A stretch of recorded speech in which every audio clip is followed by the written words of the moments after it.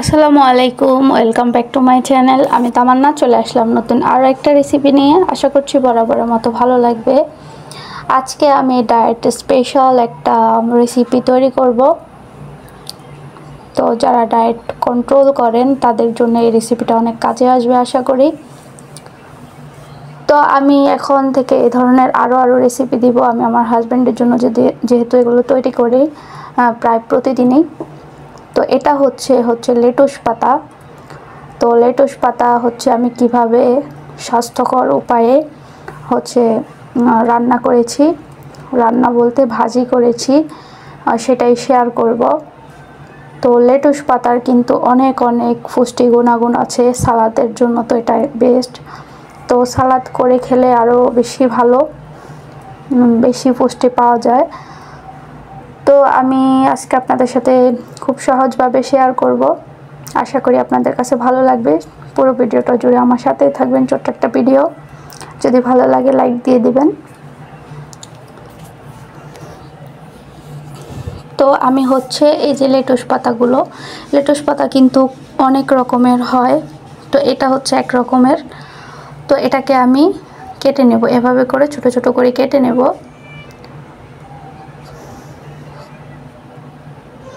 তো আর একটু বড় করেও কাটা যায়, এটা যার যার ইচ্ছা মতো। তো সবগুলো আমি আগেই কিন্তু ধুয়ে নিয়েছি, পানি ঝরিয়ে নিয়েছি ধুয়ে, কারণ এটাতে প্রচুর পানি ধরে। তো পরে দেখা গেছে একদম ভর্তা হয়ে যাবে। প্যানের মধ্যে আমি একটু তিসির তেল দিয়ে দিলাম। তো একটু প্যানের মধ্যে দিয়ে দিলাম, আমি অল্প পরিমাণে দিয়েছি তেল। আর এখন কিছু চিংড়ি মাছ দিব। চিংড়ি মাছগুলোকে আমি আগে একটু ভেজে নিব, কিছুক্ষণ ভেজে একদম একটু লাল লাল করে নেব। এরপর একটু লবণ দিয়ে দিলাম। তো একদম অল্প মশলায় এই রেসিপিটা আমি করব। আর এরপর আমি পেঁয়াজ দিয়ে দিলাম। এখন পেঁয়াজগুলোকেও ভেজে নেব।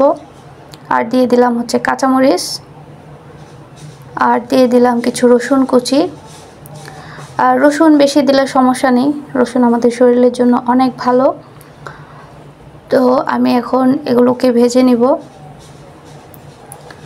তো ভিউয়ার্স, আপনারা যদি কেউ আমার চ্যানেলে নতুন ভিজিট করে থাকেন তাহলে প্লিজ আমার চ্যানেলটা সাবস্ক্রাইব করে দিবেন। যদি আমার ফেসবুক পেজ থেকে দেখেন তাহলে আমার পেজটা ফলো করে দিবেন। আর লাইক কমেন্ট করবেন, কমেন্ট করে জানাবেন কেমন লেগেছে রেসিপিটা। তো এগুলো ভালো করে ভাজার পরে আমি লেটুস পাতা দিয়ে দিলাম। আমি বাটা রসুন দিয়েছি একটু, লেটুস পাতা দিয়ে তারপর লবণ দিব পরে। তো অনেকখানি দেখা যাচ্ছে, একটু পরে কমে যাবে। তো আস্তে আস্তে করে উপর নিচ করে দেব, যাতে সবগুলো সমানভাবে সিদ্ধ হয়। তো এটা সিদ্ধ হতে খুব বেশি সময় লাগে না। আর আমি একদম ওভার কুক করে ফেলবো না, অতিরিক্ত সিদ্ধ করলে কিন্তু পুষ্টিগুণটা নষ্ট হয়ে যায়। তো একটু মোটামুটি কম সিদ্ধ করব আর কি, একদম আবার কচকচ করবে যে ওরকমও না।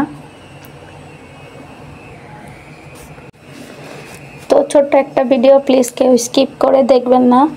অনেকেই শুরুতে একটা ঠাস করে একটা কমেন্ট করে দৌড় মারে, তো প্লিজ এটা করবেন না।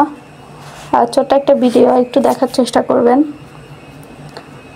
না দেখে কমেন্ট না করাটাই ভালো। একটু দেখে ভিডিও দেখে কমেন্ট করবেন। তো এটা মোটামুটি আমি একটু অল্প আছে এটা রান্না করতেছি। তো আমার চ্যানেলে অনেক মজার রেসিপিও দেওয়া আছে, আপনারা চাইলে দেখতে পারেন আমার চ্যানেলে। এইবার আস্তে আস্তে পানি বের হয়ে আসতেছে, লবণটা আমি দিয়ে দিয়েছি। তো পানি বের হয়ে আসতেছে, এখন অনেকটাই পানি বের হয়ে এসেছে। এখন আমি চুলার আঁচটা বাড়িয়ে দিব, যাতে করে পানিগুলো খুব তাড়াতাড়ি শুকিয়ে যায়, না হলে এটা অতিরিক্ত সিদ্ধ হয়ে যাবে। তো এই জন্য চুলার আঁচটা বাড়িয়ে দিব, আর যাতে পানিটা তাড়াতাড়ি শুকিয়ে যায়। তো অল্প সময়ের মধ্যে রান্না করা যায়, খুব একটা সময় লাগে না।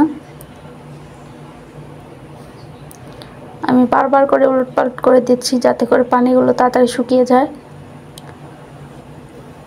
তো এখন দেখেন অনেকটাই কিন্তু পানি কমে আসছে, আর অল্প পানি ছিল। আর এই যে দেখুন পানিটা একদম কমে গিয়েছে, আর পাতার রঙও কিন্তু একদম সবুজ ছিল। তো মোবাইলে কতটা বোঝা যাচ্ছে, ক্যামেরাতে সেটা একটু কম মনে হচ্ছে, কিন্তু এটা একদম সবুজ ছিল। তো এটা যেমনই টেস্টি তেমনই হেলদি, একের ভেতরে দুই। তো আজকের রেসিপিটা এই পর্যন্ত। সবাই ভালো থাকবেন, সুস্থ থাকবেন। পরবর্তী রেসিপির আমন্ত্রণ জানিয়ে আমি বিদায় নিচ্ছি। আল্লাহ হাফেজ।